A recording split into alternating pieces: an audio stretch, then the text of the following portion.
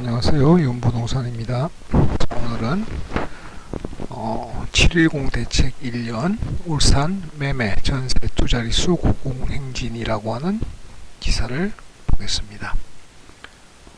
제가 일주일에 한 번씩 KB 시세를 확인을 해드리고 있는데요.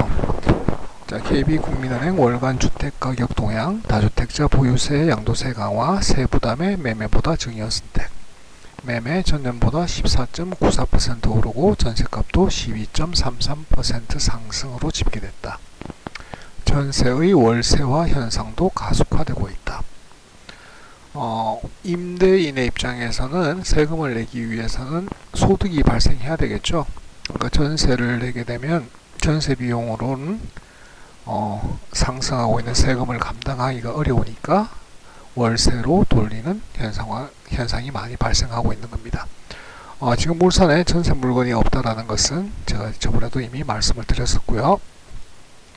정부가 다주택자를 대상으로 취득세, 양도소득세, 종합부동산세 등 부동산 세금 부담을 높인 710 대책을 시작한 지 1년이 흘렀으나 울산 지역 내 집값과 전세값은 오히려 동반 고공행진 중이다.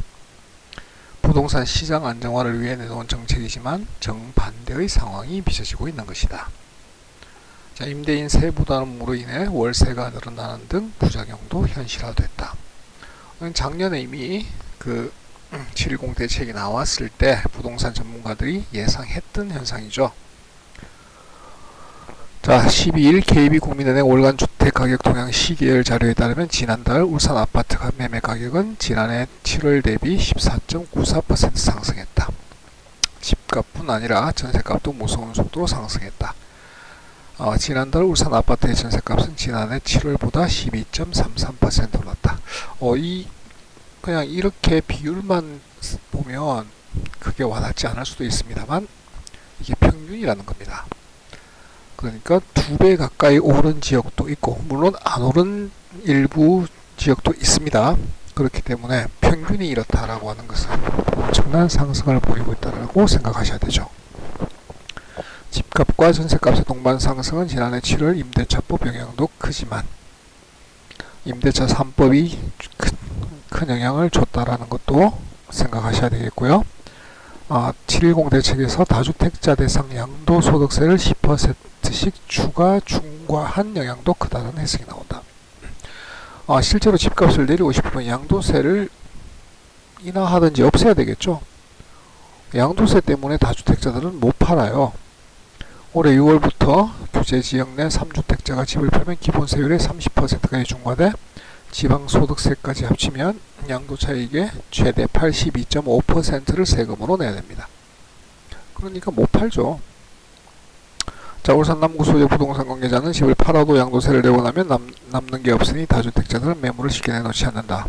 올해 말이나 내년 초 중남구 지역 규제도 풀릴 것이라고 보는 시각도 많다. 그럴까요?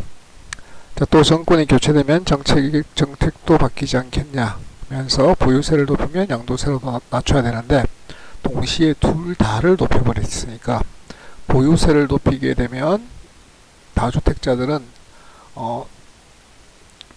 전월세 금액에서 세금을 당연히 거기서 세금을 낼 수 있게끔 소득을 만들어야 되겠죠.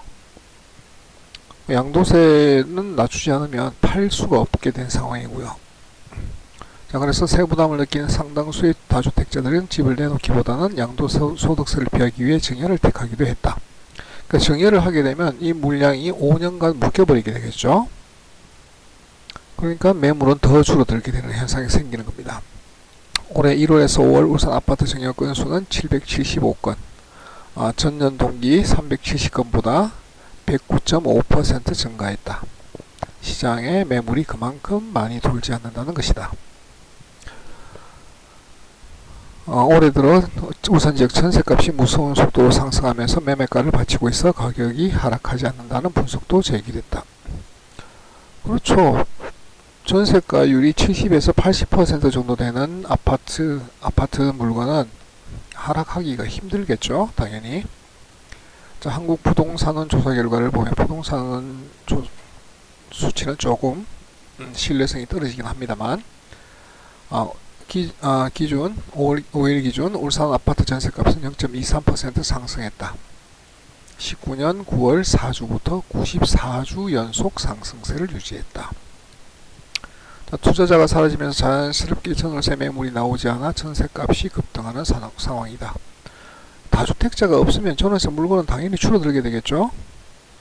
지금 상황에서 일부 매물이 풀린다고 해도 단기간에 집값이 안정화되긴 힘들 것이다 라고 분석한다. 전월세 매물 가뭄 속에서 전세의 월세화 현상이 뚜렷해지고 있다. 울산 중구 7월 초에 제가 아파트 전세 물건을 확인해 보니까 최 90건이 되지 않는 전세 물건이 남아 있었습니다. 중구에. 자, 그래서 울산 아파트 임대차 거래 중 전세 비중이 60% 중반까지 떨어졌다는 것이다. 그러면 이제 결국 월세화 되는 거죠. 임대차 3법, 계약갱신 청구권, 전월세 상한제, 전월세 신고제 영향으로 전세 매물이 줄어든 대신 보유세 부담, 저금리 영향 등으로 월세를 선호하는 집주인이 늘어났다. 이건 당연히 생각할 수 있는 부분인 겁니다. 자, 국토부 실거래가 공개 시스템에 따르면 올해 상반기 울산 지역 전세 거래 건수는 3,236건으로 전체 임대차 거래 5,590건 중 전세 비중이 65%까지 하락했다. 앞서 2020년 상반기 울산 아파트 임대차 거래 중 전세 비중은 69.2%였다. 그래서 4%포인트가량 하락하고 있죠. 별로 얼마 아닌 것처럼 느껴지시겠지만 실제 시장에 나가보시면 엄청나게 차이가 나고 있습니다. 자, 임대차법 시행으로 월세 현상이 더욱 강화되면서 전세 비중은 낮아지고 있다. 전세의 월세화 현상이 올해 하반기에 더욱 가속화할 것으로 예상했다. 곧 8월, 9월 이사철이 다가오게 되면 매물이 없어 전세값 자체는 오르고요. 집주인은 보유세 부담 때문에 월세로 또 전환을 하는 경우도 생겨나게 되겠죠. 결국 세입자들이 매달 수십만원의 월세를 내야 하는 부담을 떠안게 되었다. 경상일보 석현주 기자님의 기사입니다. 제가 좀 전에 제 카페에도 올렸는데요. 임대차 3법의 승자는 누구인가? 단기적으로는 기존 세입자들이 2년의 시간을 벌었다라는 것 외에는 아무도 승자가 없는 대책이 아니었나 라고 생각합니다. 자, 710 대책 1년 울산 매매 전세 고공행진을 하고 있다라는 뉴스를 보았습니다.